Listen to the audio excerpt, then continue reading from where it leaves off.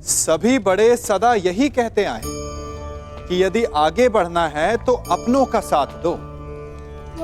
सत्य कहते हैं, अपनों का साथ देना ही चाहिए, परंतु साथ देने से पूर्व यह अवश्य पहचान लेना चाहिए कि अपने हैं कौन। क्या अपने वही होते हैं जिनके साथ हमारा रक्त संबंध होता है, या अपने मित्र? अपने वो होते हैं जो हमें सद्कार्य के लिए प्रेरित करें, हमें आगे बढ़ाएं, हमारा साथ दें। और वो जिनका साथ देने से समाज का नाश हो, धर्म की हानि हो, वो सगे हो करके भी सगे नहीं होते। इसलिए जब अपनों की परिभाषा का चुनाव करें तो उन्हें अपना माने जो आपका साथ दें, उन्हें नहीं जो हमें अज्ञान के मार्ग पर ले जाएं।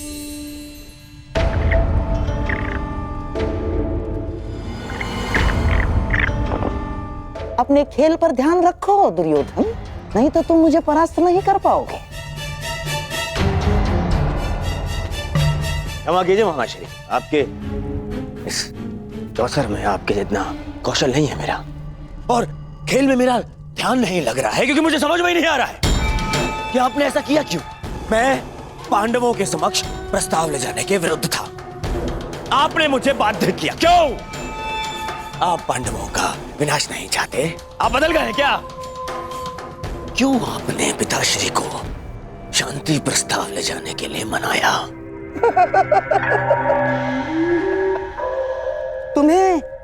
तुम्हें क्या लगता है दुर्योधन, क्या यह शांति प्रस्ताव युद्ध को रोक पाएगा? कदापि नहीं। अब यह युद्ध होकर रहेगा, इस युद्ध को कोई नहीं रोक सकता। अरे तो फिर संजय और विदुर को शांति प्रस्ताव लेकर क्यों भिजवाया आपने? प्रयास क्यों रहा, बताइए ना। बताता हूं। समझो दुर्योधन, जिस प्रकार हम दूत भेजेंगे उसी प्रकार वहां से भी उन्हें दूत भेजना होगा ना। तुम्हें क्या लगता है कौन आएगा दूत बन के पांडवों की तरफ से? कौन आएगा? वही जो दर्शाता तो यही कि उसका किसी भी निजी प्रकरण से कोई संबंध नहीं, परंतु जो हर प्रकरण में बीच में घुस आता है, जो मेरे हर छल को अपनी बुद्धि के बल से असफल कर देता है, वो जिसकी मनोहर बातों का व्यू गुरु द्रोणाचार्य के चक्रव्यूह से भी अधिक शक्तिशाली है, वो जो हस्तिनापुर के सिंहासन पर तुम्हें नहीं उन पांडवों को बिठाना चाहता है।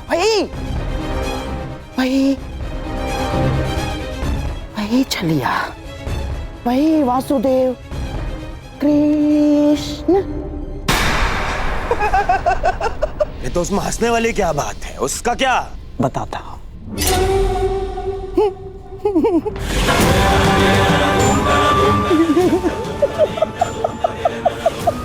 चलिए।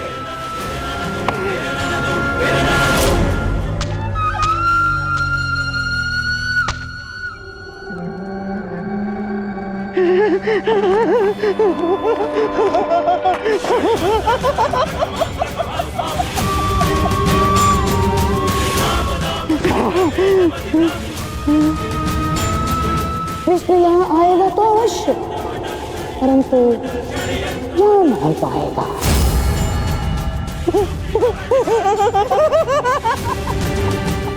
जा नहीं पाएगा।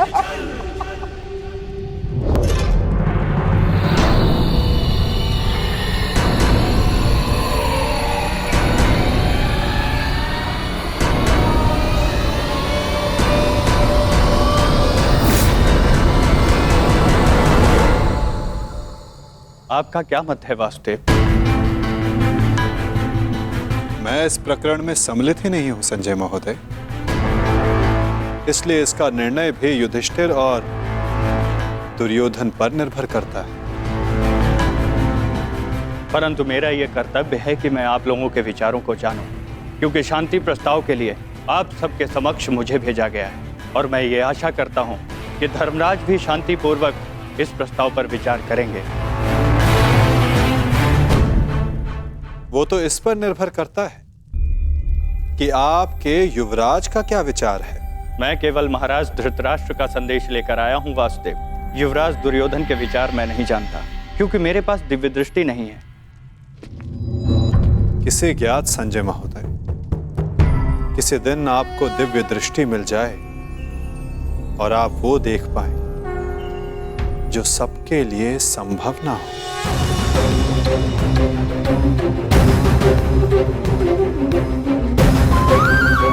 धर्मराज, आपके समक्ष हस्तिनापुर से शांति प्रस्ताव आया है। क्या विचार है आपका?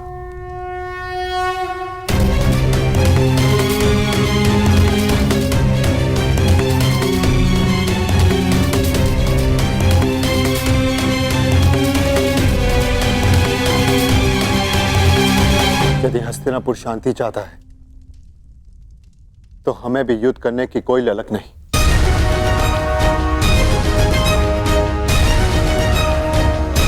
जब पितामह ने पहल की तो उनके निर्णय का मैं सम्मान करूंगा,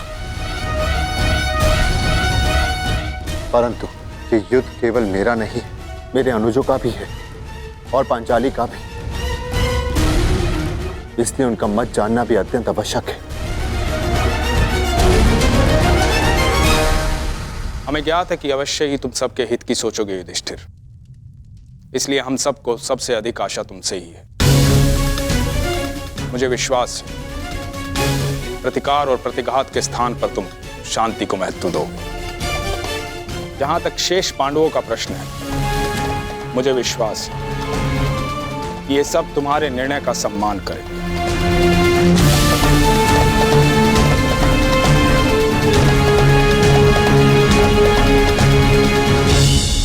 विचार विमर्श करके उत्तर दे धर्मराज, क्या निर्णय होगा आपका?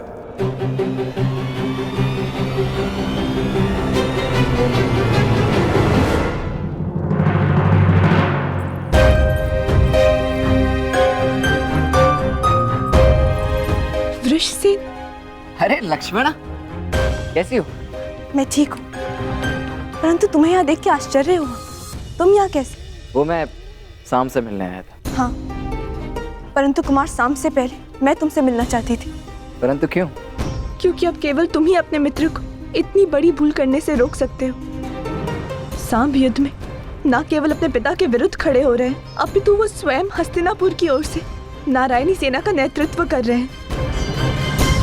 परंतु अभी भी कुछ नहीं बिगड़ा है वृषसेन। सांब तुम्हारा मित्र है, उसे समझाओ, वो तुम्हारी बात कभी नहीं टालेगा।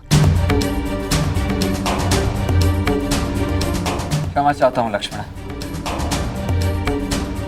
देखो, मैंने सदैव मित्र बनकर तुम्हारी सहायता की है, तुम्हारा पक्ष लिया है, परंतु आज मैं सांब का पक्ष लूंगा। वृषसेन? हाँ लक्ष्मण, मैं बहुत पहले ही निर्णय ले चुका हूं कि सांब जिस भी पक्ष में होगा, मैं सदैव उसी का साथ दूंगा।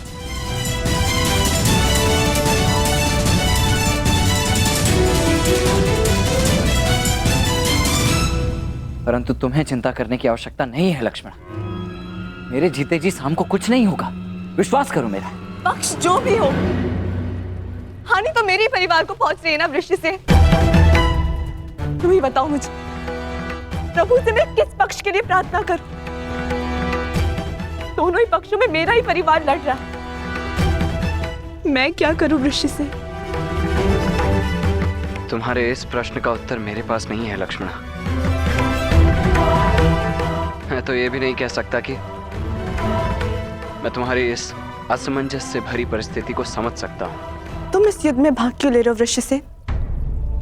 तुम्हारा तो पांडवों से कोई संबंध नहीं है, तो तुम अपने पिता के साथ इस युद्ध में क्यों भाग ले रहे हो?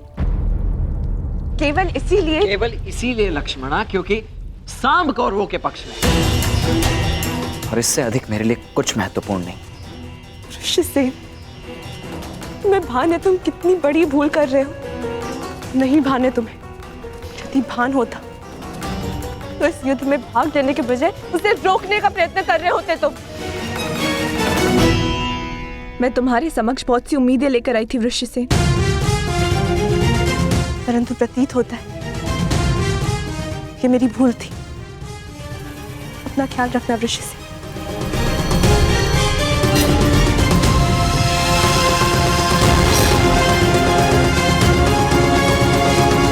अब मैं तो क्या, कोई भी इस युद्ध को होने से रोक नहीं सकता है लक्ष्मण। तुम्हारा अपमान मुझे स्मरण है पांचाली, परंतु इस महायुद्ध में केवल महाविनाश होगा। दोषियों को दंड अवश्य मिलेगा, परंतु सहस्त्रों लाखों निर्दोषों के प्राण भी जाएंगे। न जाने कितने परिवार बिखर जाएंगे पांचाली, कितने परिवार। और न्याय का क्या धर्मराज? ये युद्ध न्याय का है और आपकी ली हुई प्रतिज्ञा का क्या? आर्य भीम, मैं कुछ नहीं भूला हूं पांचाली, ना ही तुम्हारे अपमान को, ना ही मेरी प्रतिज्ञा को। और जहां तक बात है इस शांति प्रस्ताव की, तो मैं इससे बिल्कुल सहमत नहीं। परंतु पांचाली, हम सब तुम्हारा मत जानना चाहते हैं, क्योंकि यह प्रस्ताव स्वयं पितामह और महाराज के द्वारा भेजा गया है और इसे ऐसे ही ठुकराया भी नहीं जा सकता। आप भूल रहे हैं वृकोदर, उस सभा में श्रद्धेय पितामह और महाराज धृतराष्ट्र भी उपस्थित थे और वो भी मेरा अपमान होने से नहीं रोक पाए थे। मुझे लगा था कि वनवास पूर्ण होने के पश्चात हम सबके जीवन का एक ही उद्देश्य है, कौरवों का विनाश।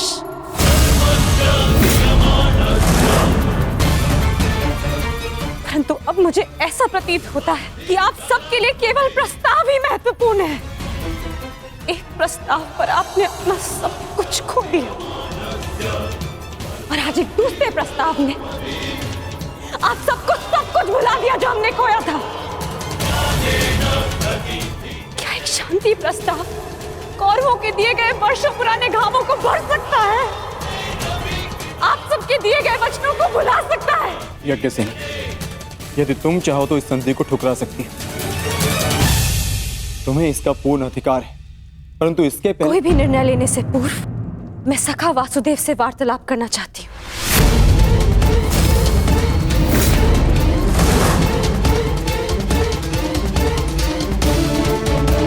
क्या हुआ? सखा कहाँ है? वो हस्तिनापुर के लिए प्रस्थान कर रहे हैं। परंतु क्यों? परंतु क्यों? पांडवों की ओर से शांति दूत बनकर।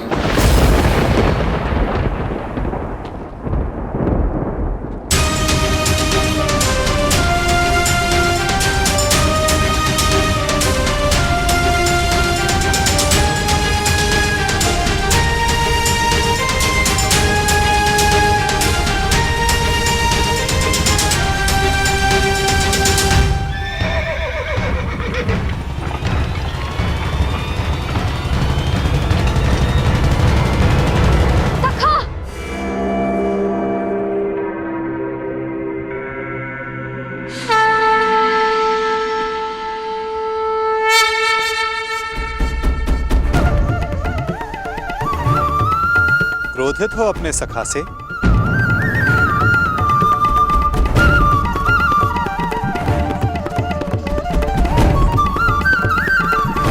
क्रोधित हो अपने सखा से?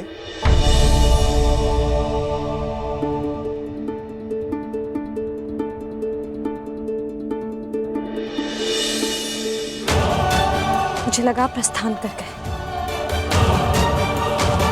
भला अपनी सखी से मिले बिना मैं प्रस्थान करने की सोच भी कैसे सकता हूं? जानता हूं तुम्हारे मन में बहुत प्रश्न तुम्हें व्याकुल कर रहे हैं। जो कुछ भी तुम्हारे हृदय में है कह सकती है। मैं वचन देता हूं तुम्हारे हर प्रश्न का उत्तर देगा ये सखा। ठीक है, तो बताइए कहां जा रहे थे आप? हस्तिनापुर, पांडवों के शांति दूत बनकर? अपनी सखी का अपमान भूल गए अब सखा। अपमान करने वालों के समक्ष संधि का प्रस्ताव लेकर जा रहे हैं आप। मुझे आपसे ये आशा नहीं थी सखा। आप उन दोषियों से गले मिलने को तत्पर हो गए जिन्होंने मेरे। क्या यही आपका न्याय है सखा कि आप मेरा मत जाने बिना ही जा रहे थे?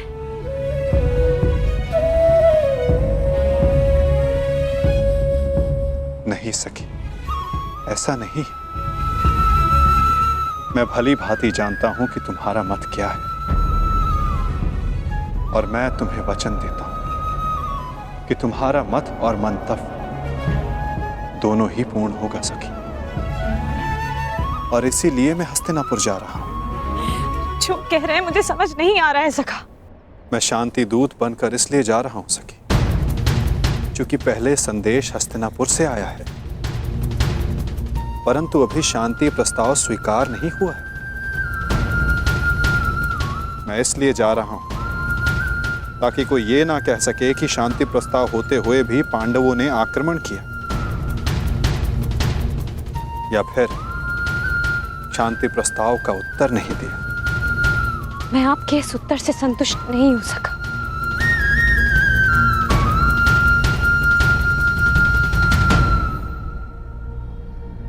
सखी, मैंने तुम्हें यह कहा था कि मैं तुम्हारे प्रश्नों का उत्तर दूंगा, परंतु संतुष्ट होना या ना होना ये तुम पर निर्भर करता है सखी। अब मुझे हस्तिनापुर जाने की आज्ञा दो।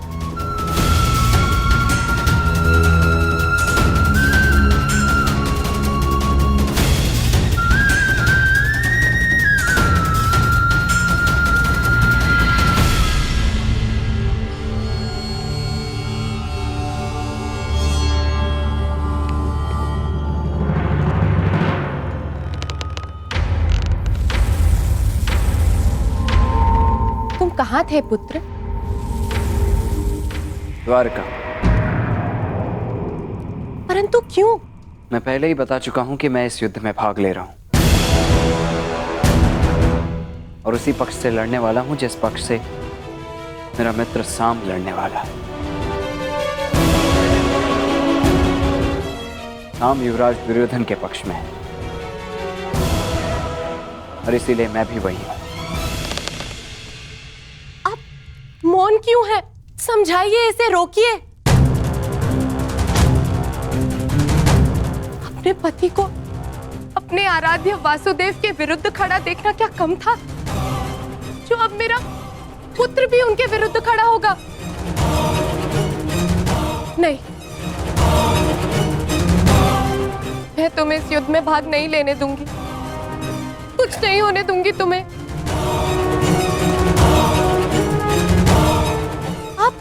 इसे रोकिए, समझाइए। श्री कृष्ण के विरुद्ध युद्ध में खड़े होने का अर्थ है केवल सर्वनाश,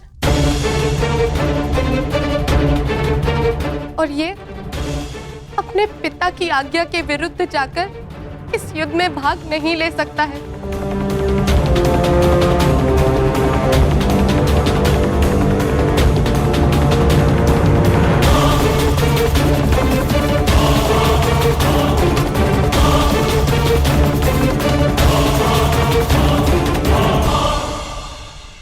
जब तुमने मुझ पर बाण छोड़ा तो तुमने मेरे सीने को लक्ष्य बनाया था, परंतु तुम्हारा लक्ष्य थोड़ा चूक गया। उसमें तुम्हारी भूल नहीं थी, उसका कारण तुम्हारा धनुष था। तुम्हारा धनुष संतुलित नहीं है।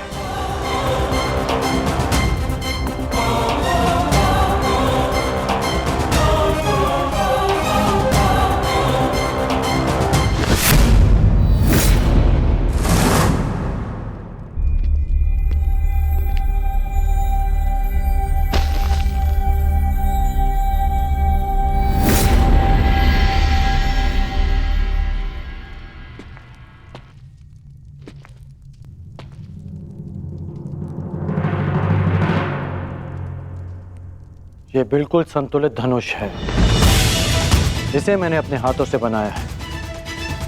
जो तुम्हें इसी का प्रयोग करना है।